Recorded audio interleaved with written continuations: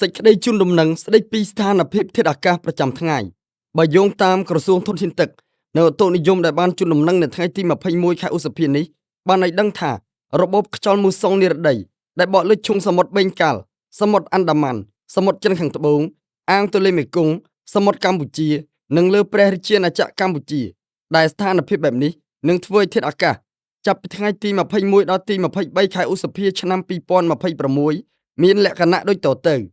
តំបន់វាលទំនាបរួមមានខេត្តបន្ទាយមានជ័យបាត់ដំបងពោធិ៍សាត់សៀមរាបកំពង់ឆ្នាំងកំពង់ធំកំពង់ចាមត្បូងឃ្មុំស្វាយរៀងព្រៃវែងតាកែវកណ្ដាលនិងភ្នំពេញអាចមានភ្លៀងធ្លាក់លាយឡំជាមួយខ្យល់កន្ត្រាក់និងផ្គររន្ទះគ្រប់ដណ្ដប់លើផ្ទៃដី 20% ហើយមានសីតុណ្ហភាពមធ្យមអបបរមា 24 អង្សាសេ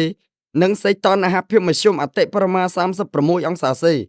ខ្យល់បក់ពីទិសនិរតីនិងអាគ្នេយ៍មានល្បឿនមធ្យម 3 ម៉ែត្រក្នុង1វិនាទីតំបន់ខ្ពង់រាបរួមមានខេត្តកំពង់ស្ពឺ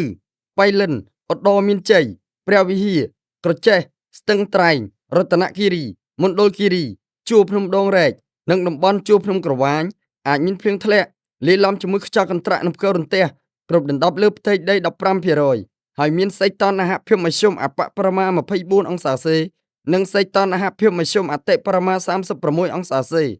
ខ្យល់បក់ពីទិសនិរតីនិងអាគ្នេយ៍មានល្បឿនមធ្យម 3 ម៉ែត្រក្នុង1វិនាទី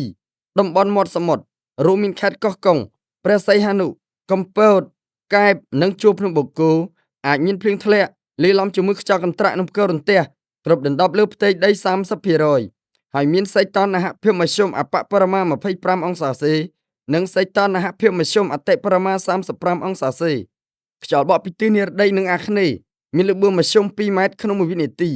រលកសមុទ្រមានកម្ពស់មធ្យមអបបរមា 0 ម៉ែត្រក្បៀស 50 សង់ទីម៉ែត្រនិងកម្ពស់មធ្យមអតិបរមា 1 ម៉ែត្រក្បៀស 25 សង់ទីម៉ែត្រអាស្រ័យដូចបានជម្រាបជូនខាងលើសូមសាធារណជនទទួលជ្រាបជាព័ត៌មាន